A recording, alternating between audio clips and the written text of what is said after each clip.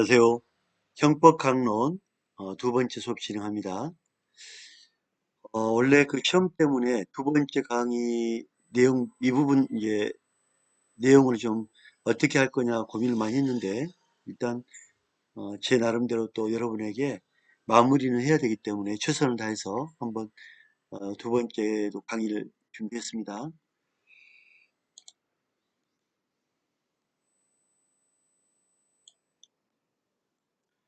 문서에 관해서 이제 여러분 저번에 한번 설명을 드린 것 같은데, 문서에 2명 이상의 작성명이 있다면 각 명의자마다 한 개 문서가 성립되므로, 이게 무슨 말이냐면, 이렇게 문서가 있다면 A와 B와 C가 있단 말이에요. 그러면 A, B, C 이름으로 문서를 만들었어요.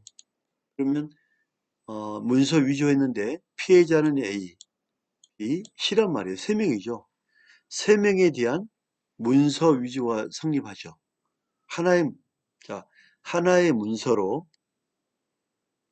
세 명의 피해자가 발생했단 말이에요. 1타 3피, 이거를 상상적 경합법이랍니다.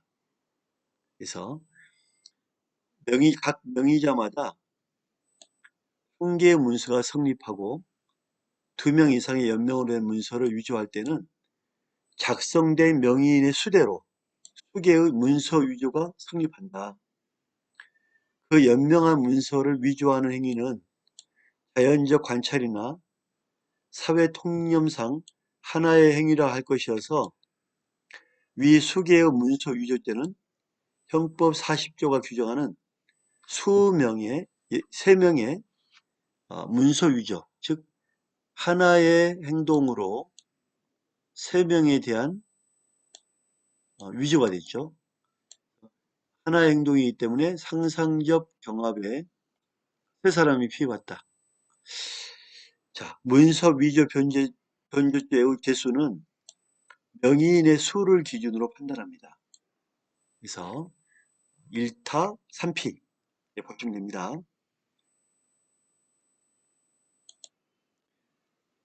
사문서를 작성하는 자가 다른 사람의 대리인 또는 대표자로서의 자격을 모용했다.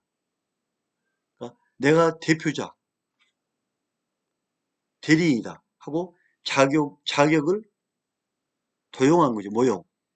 모용해서 문서를 작성한다는 것을 용인하면서 진정한 문서로서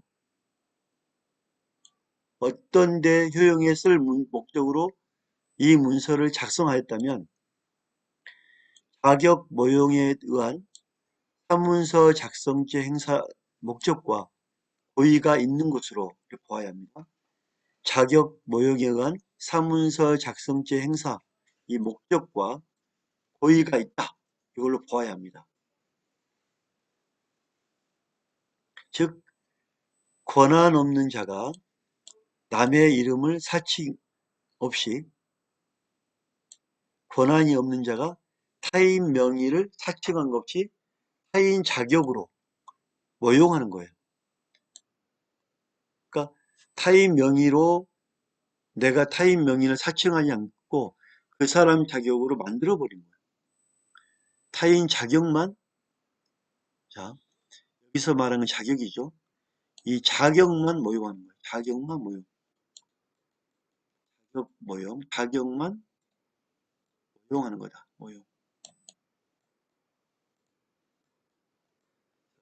이 자격을 모용하는 거다, 이렇게 보시면 됩니다. 자, 허위 공문서 작성죄를 부정하는 판례인데요. 판례 중에 되게 어려운 부분이에요. 권한이 있는 자가 허위 문서를 만드는 거잖아요. 근데 판례가 약간 공무원 편을 들었던 판례가 2개 있어요. 이 법령을 잘못 적용한 경우에는 문서 작성죄가 아니다. 공무원 편을 들어준 판례거든요.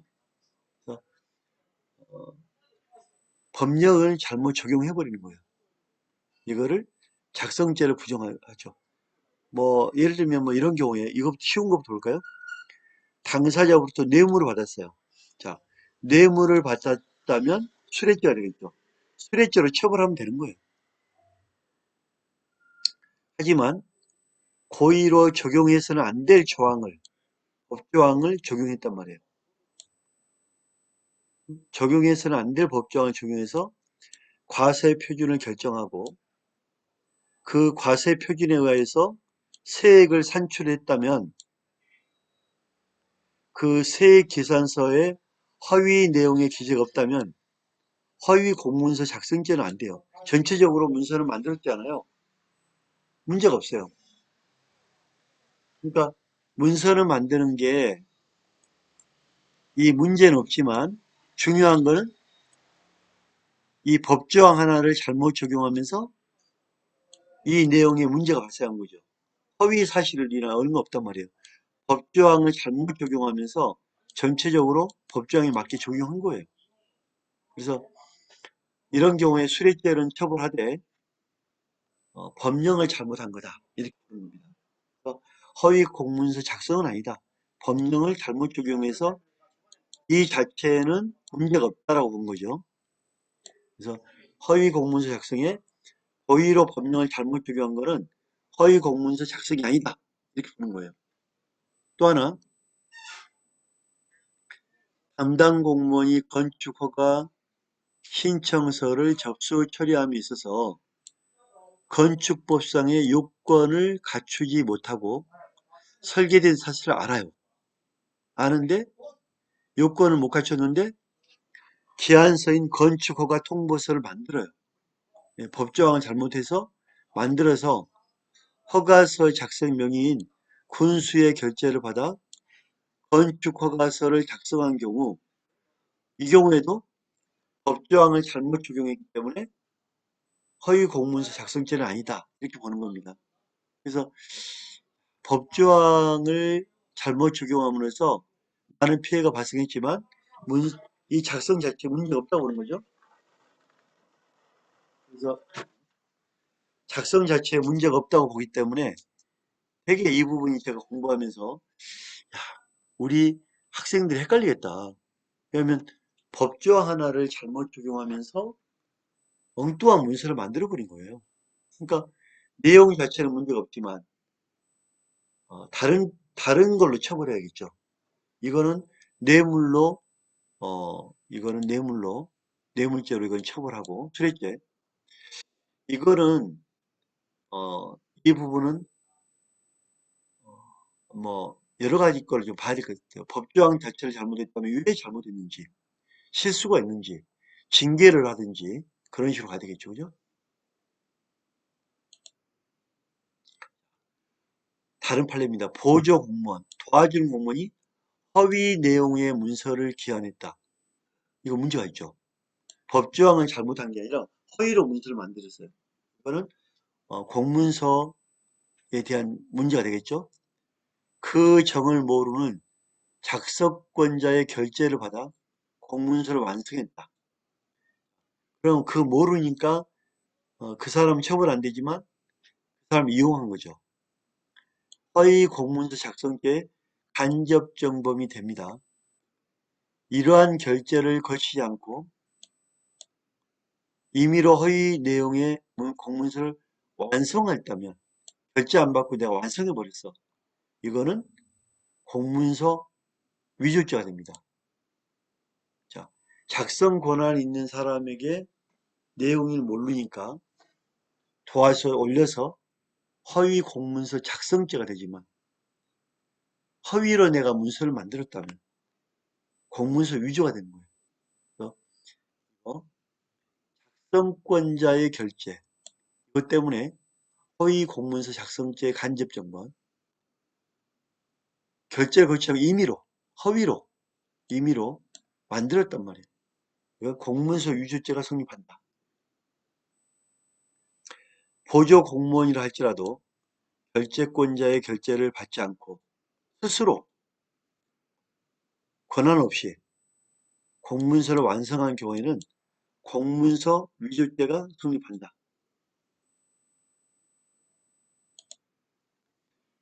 공정증서 원본 부실 기재죄인데 공정한 원본을 부실하게 기재한 것, 허위로 기재한 것.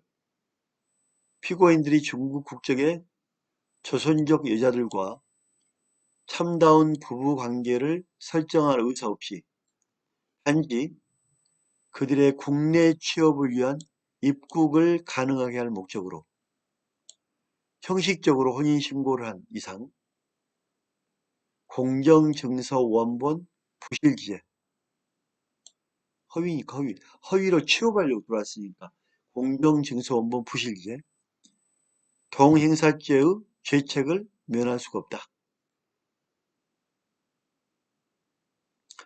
공무원에 대하여 허위 내용을 신고하여 부실의 사실을 기재하는 것이다.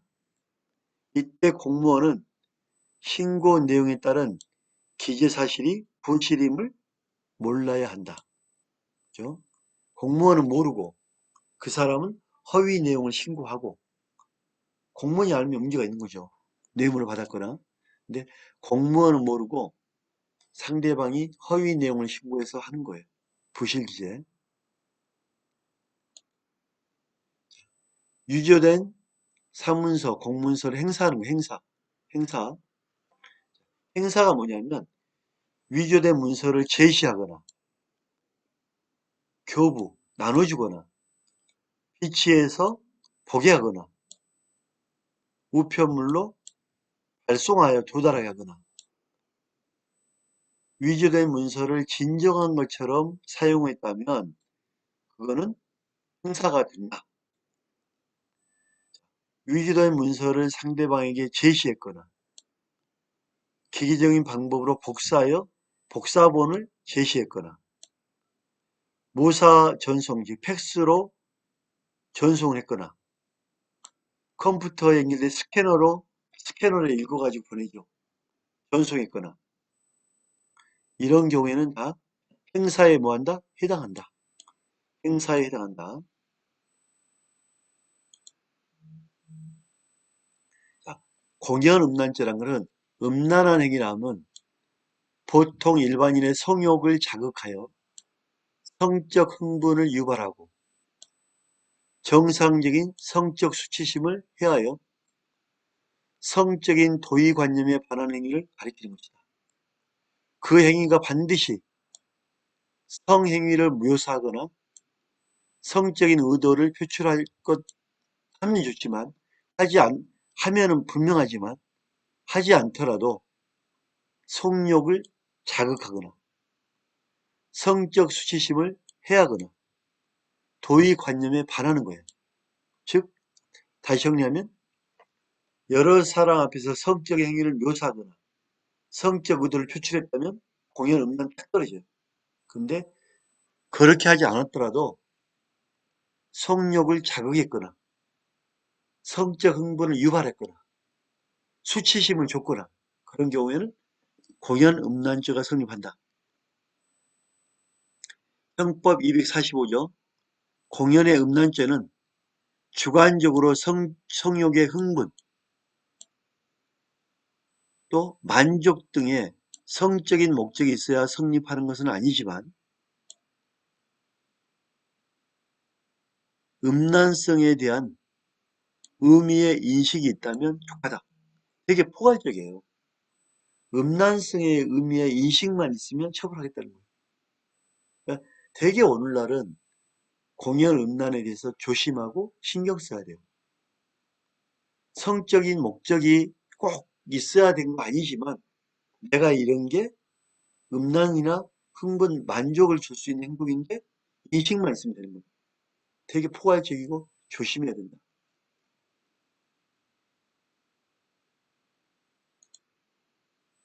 도박, 사기 도박이란 말이에요. 도박이란 거는 함께 어울려서 막 하는 게 도박이잖아요. 근데 세 명이서 한 명을 부릅니다.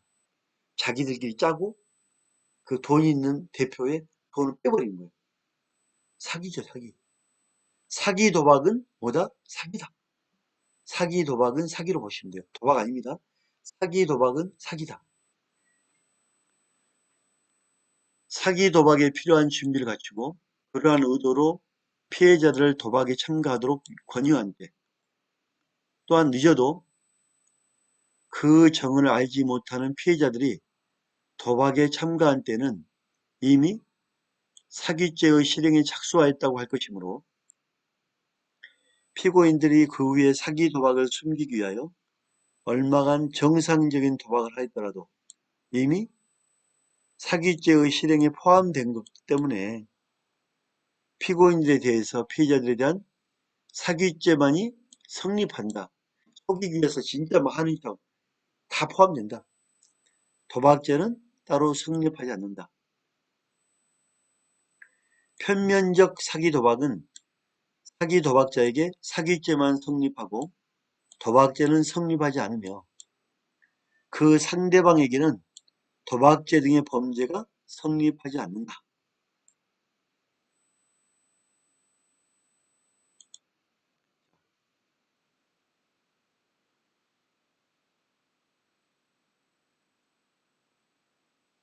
이 부분은 한번 했던 것 같아요. 인장유저는 유가증권 유저 흡수되고 유가증권 유저하는 사람은 유가증권 유저와 동행사 경합범위고 한번 했죠. 위조된 유가증권 행사의 재물을 편취하면 편취 행사하면 행사죄와 사기죄의 경합범위다. 이건 한번 했기 때문에 넘어갑니다.